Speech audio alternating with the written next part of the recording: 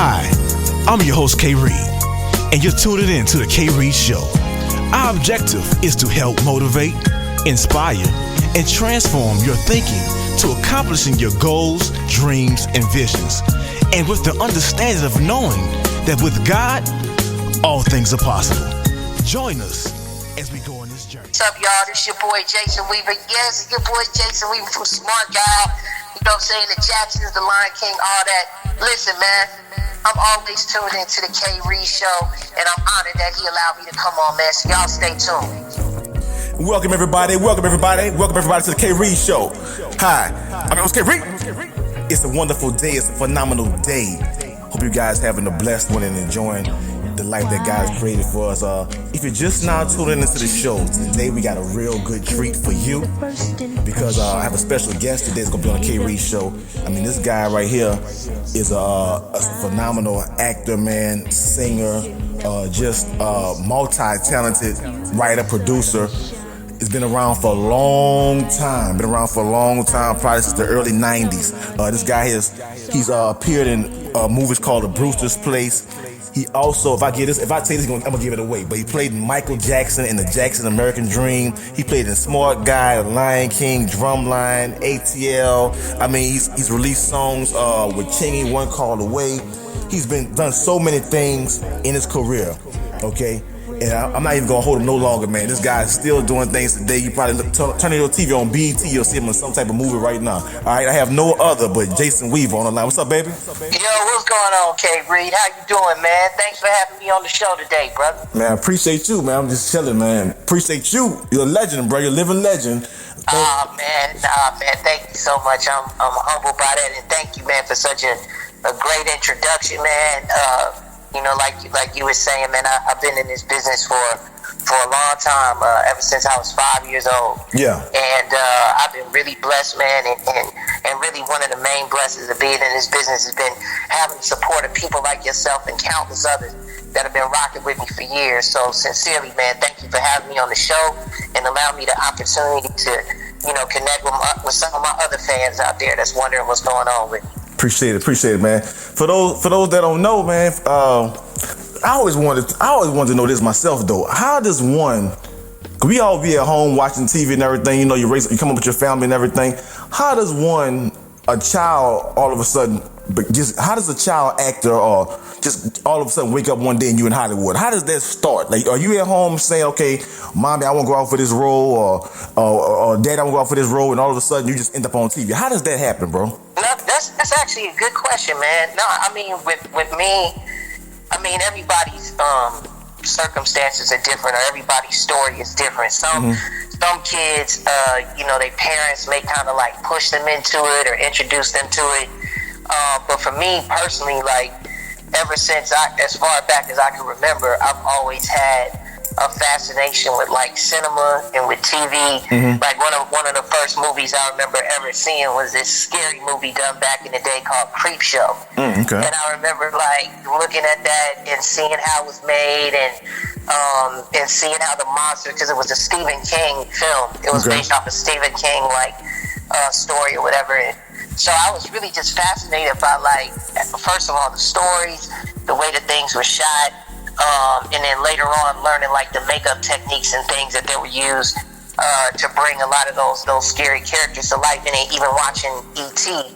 as a kid, and watching Drew Barrymore and all the rest of the cast, them working in it. I was like, oh man, you know, kids can be in this and seemingly like have a good time playing all these different characters. So it was kind of just something, I guess you could say it was just a natural calling, and I was just really fortunate enough to have a mother that was already in the business. She was on the music side of entertainment. Okay, really? Yeah, because my mother worked in the jingle business in Chicago for many years, and then she also was a professional recording artist back in the 70s. And had the opportunity to work with Aretha Franklin and Curtis Mayfield. So there was a background there. You know what I'm saying? There was a foundation that was already, and a legacy that was already established that I kind of just naturally walked into. But I was just really, really blessed, man, to be able to been given the talent that I was given from God, and then being at the right place at the right time, and having the right people around me, essentially, that would help me bring my dreams to fruition. Wow, man, that's a blessing, bro. That's a blessing, Jason. Because I mean, like you said, your mom. I never knew that, but your mom was in the industry, and she understood. I guess she saw a gift in her son, and she rolled with it, man. Because a lot of times you got parents that really don't understand their children's gifts, and they really can't figure their children out. So a lot of times, children, not trying to blame the parents, but at some point, sometimes parents might miss the calling or the gift in their child. The child grows up, kind of wandering around because he didn't really have that proper guidance. Oh no, you absolutely right, Chris. You know what I mean? On the real side, like I know of a lot of different entertainers, whether it be actors and musicians, people that I've, grown to build friendships with. And when they kind of like explain their backgrounds, they'll say like, my parents never really encouraged me to get involved because, they didn't understand. They understand. Not because they didn't want their child to succeed, but, exactly. They just didn't understand, especially when you're talking about from an African-American standpoint, where a lot of our parents were like coming up during the civil rights movement, we're coming out of post-Jim Crow segregation, at least my mother was, and my aunties and the people that I grew up around and that taught me. So, a lot of times that mentality of people coming up during the Great Migration was just to get a good job, a good paying job, to where they could afford to send their kids to college, and then hopefully the kids go into college and things like that, be able to turn into doctors and things like that, and go in a more traditional route. But when you're talking about entertainment, a lot of people don't know the different benefits or the different positive things that come out of it because they're just not aware. But fortunately for me, my mother, Kitty Haywood, shout out to my mother, Kitty Haywood, for anybody out there that may be familiar with my mother and her work. Okay. She was formerly in a group called Kitty and the Haywoods that had a deal through Mercury Records and Capitol Records through their mentors, the Ohio Players. They also had the opportunity to work on the Sparkle soundtrack as background singers with Aretha Franklin. So that original soundtrack of Sparkle, the background featured vocalists in it are my mother, my Aunt Ann, my Aunt Vivian, God rest her soul. Right. And I believe my cousin Cynthia may have hopped on a couple records, but that was through their relationship with Curtis Mayfield.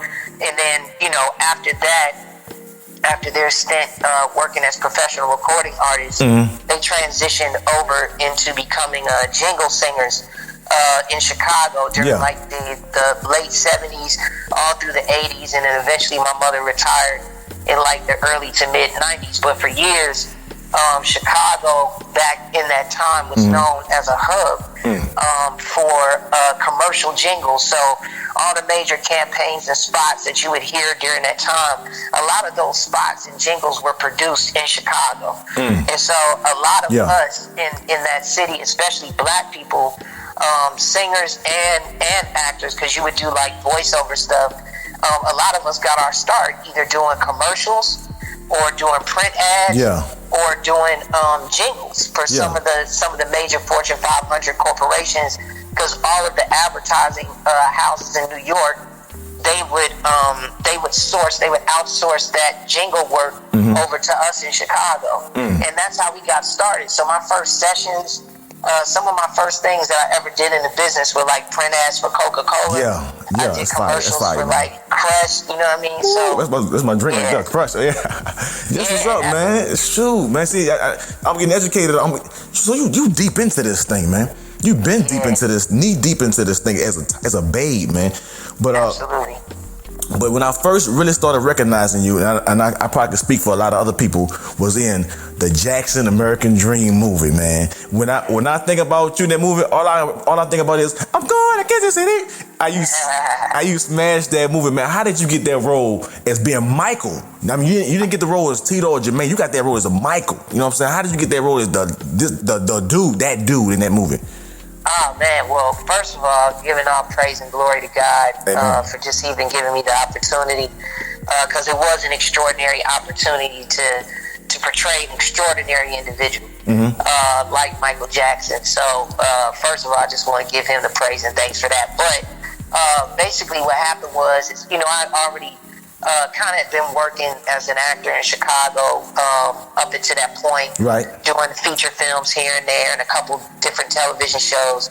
And then I got the opportunity to just audition for the role like everybody else around the world that was auditioning for it. And, I knew that I knew that it would have been a challenge, to get recognized and seen, but I went to my agency. Yeah. I had an agent at the time, Getty's agency. They put me on tape. They sent the tape out to California. Casting liked it. Casting passed it on to the producers. Producers called me out to LA to do a callback. I did the callback session out there, and then the final approval had to come from Michael himself. So yeah, really? They sent they sent the tapes of the last three. Final kids that they were seriously considering that they wanted Michael to see. And I was fortunate enough to get chosen by Michael and get the opportunity to portray him in that film. So it was a major blessing. Wow, man, that's a blessing right there, man. That's because I remember back in the days, man. Remember Blockbuster? I remember back in the days after it went off. Me and my mama watched that. Me and my mama and my sister watched that on regular TV. The Jackson series was for 4 or 5 days, but after it was over with, you know what I'm saying? We wanted that movie for life. So you go to you go to Blockbuster, man. It's rented out, man. It's rented out. It got both VHSs gone. One of them here, the other one gone. I want both of them, man. You going crazy, man? But That's awesome, and the only reason I'm bringing up a lot of this stuff because I want people to know your history. You get what I'm saying? No, absolutely. So I appreciate it. Where you come from, because you've been around for, and the stuff you illustrated earlier, I didn't even know that about your mom and stuff. So you really been around before that. You know what I'm saying? Before that, man. So that's awesome. That's awesome. Another thing you was involved with, people probably don't know, and I didn't really know this until about 7 years ago, was that you was in The Lion King. You was Simba. Yeah, I was the singing voice of young Simba in the original animated feature film, The Lion King. And that opportunity and that blessing kind of derived from my involvement in the Jacksons miniseries, because Sir Elton John caught wind of my talent through visiting the set one day at the Jacksons, and he just so happened to hear me sing. Oh, so this is before the Jacksons. My bad. This was after the Jacksons. I got the opportunity to get on Lion King because of the Jacksons. Okay. And because Elton John came to the set and heard me sing, that prompted him to have his representatives or the representatives from Disney to reach out to us and ask, if I wanted to audition for the film. And so I did. After I wrapped the Jacksons, I immediately went into the studio and did an audition session, and it worked out. And now my voice, I was able to lend my voice to one of the most, what's considered to be one of the most iconic films that's made, especially in animation. So, absolutely. It's just another blessing, man. Again, giving all praise and glory to God. Amen. Absolutely. Because the opportunities that I've been presented with have been extraordinary in a lot of different ways, and it provided me opportunities and allowed me to see things and be a part of things that I couldn't have imagined at such an early age. So I'm truly grateful for everything. Wow, that's a blessing. And I saw an interview you did before, and you give kudos to your mom again, because now that your mom see the spark in her child years ago, of course, about her being in the industry, she had a little bit extra. She knows what star she sees one. From mine, I saw another interview you did, and you was talking about how even with the contract with the Lion King, how they kind of threw something at you in the beginning, but you turned down that deal and said, "I'm gonna give me this deal." Can you explain that? Yeah, no, I mean, basically what it was, I was explaining in a previous interview, just more or less the power of negotiation and the power of knowing your worth when sitting at a negotiating table. And that was something that I was fortunate enough to learn at a very early age through my mother. And basically, like, the backstory of that is, and mind you, I'm going to say this, I'm going to preface this before I go in deep into it. When I was asked that question, because I usually don't discuss, like, my business dealings or anything like that publicly. No. I'm not saying anything towards you. I'm just saying, like, how that came out when I did, like, the Comedy Hype interview or the Vlad TV interview. Right. It kind of just rolled out because I wanted people to get the right information. Gotcha. And especially black. What's up, y'all? This your boy Jason Weaver. Yes, your boy Jason Weaver from Smart Guy. You know what I'm saying? The Jacksons, the Lion King, all that. Listen, man, I'm always tuned into the K. Reed Show, and I'm honored that he allowed me to come on, man. So y'all stay tuned. Thanks.